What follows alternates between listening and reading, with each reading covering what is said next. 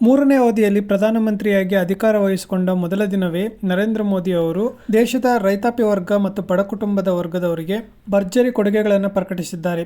ಪ್ರಧಾನಮಂತ್ರಿ ತಮ್ಮ ಮೊದಲ ದಿನದ ಕೊಡುಗೆಯಾಗಿ 9 ಕೋಟಿ ರೈತರಿಗೆ 20,000 ಕೋಟಿ ರೂಪಾಯಿಯ ಮೊತ್ತದ ಪಿಎಂ ಕಿಸಾನ್ ನಿಧಿ ಬಿಡುಗಡೆ ಮಾಡಲು ಸೂಚಿಸಿದ್ದಾರೆ. ಮತ್ತೊಂದೆಡೆ ಮೊದಲ ಸಚಿವ ಸಂಪುಟ ಸಭೆಯಲ್ಲಿ ಪ್ರಧಾನಮಂತ್ರಿ ಆವಾಸ್ ಯೋಜನೆಯಡಿ 3 ಕೋಟಿ ಮನೆ ನಿರ್ಮಾಣಕ್ಕೆ ಹಣಕಾಸಿನ ನೆರವು ಪ್ರಕಟಿಸಿದ್ದಾರೆ. ಇದರ ಬಗ್ಗೆ ಕಂಪ್ಲೀಟ್ ಡೀಟೇಲ್ಸ್ ತಿಳ್ಕೊಳ್ಳೋಕೆ ಮುಂಚೆ ನೀವಿನ್ನೂ ನನ್ನ ಚಾನಲ್ಗೆ ಸಬ್ಸ್ಕ್ರೈಬ್ ಮಾಡ್ಕೊಂಡಿಲ್ಲ ಅಂದರೆ ಈಗಲೇ ಸಬ್ಸ್ಕ್ರೈಬ್ ಮಾಡ್ಕೊಳ್ಳಿ. ಈ ವಿಡಿಯೋಗೊಂದು ಲೈಕ್ ಮಾಡಿ.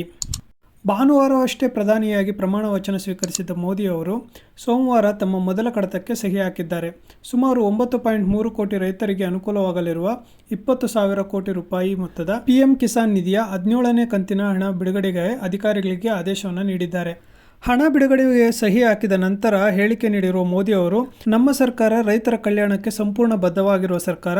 ಆದ್ದರಿಂದಲೇ ಅಧಿಕಾರ ವಹಿಸಿಕೊಂಡ ನಂತರ ಮೊದಲು ಸಹಿ ಹಾಕಿರುವ ಆದೇಶವು ರೈತ ಸಂಬಂಧಿಯಾಗಿದ್ದು, ಮುಂದಿನ ದಿನಗಳಲ್ಲಿ ನಾವು ರೈತರು ಮತ್ತು ಕೃಷಿ ಕ್ಷೇತ್ರಕ್ಕಾಗಿ ಇನ್ನಷ್ಟು ಕೆಲಸ ಮಾಡಲಿದ್ದೇವೆ. ಈ ನಿರ್ಧಾರವು ಇತ್ತೀಚಿನ ಚುನಾವಣೆಗಳಲ್ಲಿ ಗ್ರಾಮೀಣ ಭಾಗಗಳಲ್ಲಿ ನಾವು ಕೊಂಚ ಹಿನ್ನಡೆ ಕಂಡರೂ ಗೆಲುವಿನ ನಂತರ ರೈತರ ಕಲ್ಯಾಣಕ್ಕಾಗಿ ಎನ್ಡಿಎ ಹೊಂದಿರುವ ಬದ್ಧತೆ ಸೂಚಿಸುತ್ತದೆ. ಇದು ರೈತರಿಗೆ ತಲಾ 6,000 ರೂಪಾಯಿ ನೀಡುವ ಹಾಗೆ, ಅಂದರೆ ಪ್ರತಿ 4 ತಿಂಗಳಿಗೆ ಒಮ್ಮೆ 2,000 ರೂಪಾಯಿ ಅವರ ಅಕೌಂಟ್ಗಳಿಗೆ ಜಮಾ ಆಗಲಿದೆ. ಹಾಗೆಯೇ ಪ್ರಧಾನಮಂತ್ರಿ ಆವಾಸ್ ಯೋಜನೆಯಡಿ 3 ಕೋಟಿ ಮನೆಗಳ ನಿರ್ಮಾಣಕ್ಕಾಗಿ ಸರ್ಕಾರದ ಪಾಲಿನ ನೆರವು ನೀಡಲು ಪ್ರಧಾನಮಂತ್ರಿ ಅವರು ತಮ್ಮ ಅಧ್ಯಕ್ಷತೆಯಲ್ಲಿ ಕೇಂದ್ರ ಸಚಿವ ಸಂಪುಟ ಸಭೆಯಲ್ಲಿ ಅಂದರೆ ಸೋಮವಾರ ಆಮೋದನೆ ನೀಡಿದ್ದಾರೆ. ಇತ್ತೀಚಿನ ದಿನಗಳಲ್ಲಿ ಮನೆ ನಿರ್ಮಿಸುವ ಅರ್ಹ ಕುಟುಂಬಗಳ ಸಂಖ್ಯೆ ಹೆಚ್ಚಾಗಿದ್ದು, ಹೀಗಾಗಿ ಕುಟುಂಬಗಳು ಮನೆ ನಿರ್ಮಾಣದ ಖರ್ಚು ವೆಚ್ಚವನ್ನು ಸರಿದೂಗಿಸಲು ಇನ್ನೂ ಹೆಚ್ಚುವರಿಯಾಗಿ 3 ಕೋಟಿ ಗ್ರಾಮೀಣ ಮತ್ತು ನಗರ ಕುಟುಂಬಗಳ ಮನೆಗಳಿಗೆ ನೆರವು ನೀಡಲು ನರೇಂದ್ರ ಮೋದಿ ಸರ್ಕಾರ ಪಣ ತೊಟ್ಟಿದೆ ಎಂದು ಅಧಿಕಾರಿಗಳು ಹೇಳಿದ್ದಾರೆ.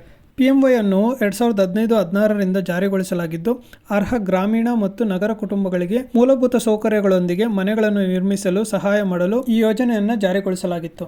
ಕಳೆದ 10 ವರ್ಷಗಳಲ್ಲಿ ವಸತಿ ಯೋಜನೆಯಡಿ ಅರ್ಹ ಬಡ ಕುಟುಂಬಗಳಿಗೆ ಒಟ್ಟು 4.21 ಕೋಟಿ ಮನೆಗಳನ್ನು ಪೂರ್ಣಗೊಳಿಸಲಾಗಿದೆ. ಈ ಯೋಜನೆಯ ಅಡಿಯಲ್ಲಿ ನಿರ್ಮಿಸಲಾದ ಎಲ್ಲ ಮನೆಗಳಿಗೆ ಮೂಲಭೂತ ಅವಶ್ಯಕತೆಗಳಾದ ಶೌಚಾಲಯಗಳು, LPG ಸಂಪರ್ಕ, ವಿದ್ಯುತ್ ಸಂಪರ್ಕ, ನೀರಿನ ವ್ಯವಸ್ಥೆಯ ಸಂಪರ್ಕಗಳನ್ನು ಕೇಂದ್ರ ಮತ್ತು ರಾಜ್ಯ ಸರ್ಕಾರಗಳ ವಿವಿಧ ಯೋಜನೆಗಳ ಮೂಲಕ ಒದಗಿಸಲಾಗುತ್ತಿದೆ.